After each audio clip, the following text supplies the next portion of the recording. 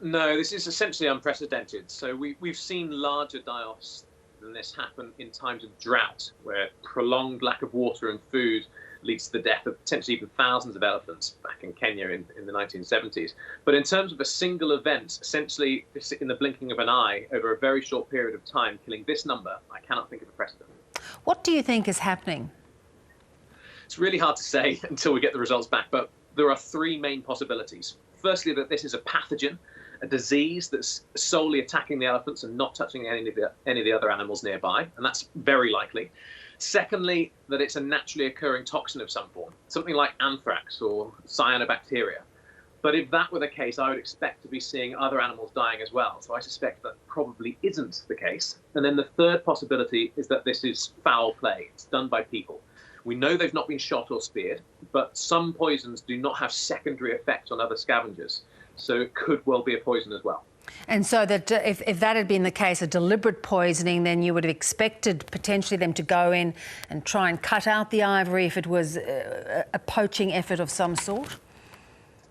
That's a possibility, but the longer you leave the elephants after they've died, the easier it is to get the ivory. For the first 2 to 3 weeks, you have to go in with a chainsaw or a very large axe and literally hack it out of the face. But after the decomposition has started to take place, you can walk in and just slide them out, more or less. And given that they've killed such an enormous number, there's a huge value of ivory just lying around there. So I still wouldn't rule out poaching. Yeah. Some of the images that we have seen show the elephants very disoriented before they die. So what would that suggest to you? What that suggests to me is that whatever this is, be it a pathogen, a toxin or a poison, is affecting their central nervous system in some way. So they're losing their motor function. Some of them seem to be dying very quickly and dropping onto their fronts as if they've just taken a brain shot, whereas others, you're right, are walking around confused or limping, dragging their back legs, walking in circles. Whatever this is, it's having a massive effect on their nervous system. Yeah, tell us a little bit about, we know elephants are such herd animals. What impact would it have on the surviving elephants? I'm really glad you brought this up because very few other people have. And I think we cannot forget the fact that elephants are incredibly intelligent, incredibly sociable, very, very emotional. They have strong family bonds. Their brain is 4 times the size of ours. They cry salt tears and they mourn for their dead.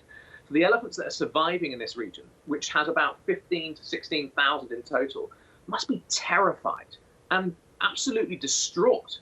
And the trauma of what's happening to their friends and their family around them could last for generations.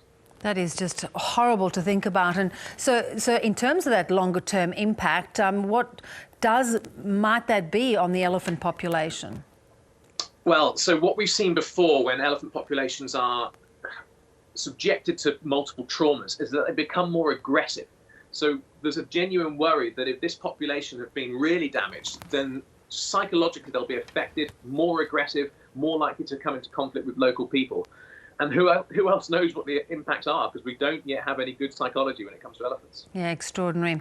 Well, we'll watch with interest as we see the results come out. So good to talk. Thank you so much. Thanks for having me, Bev. Thank you.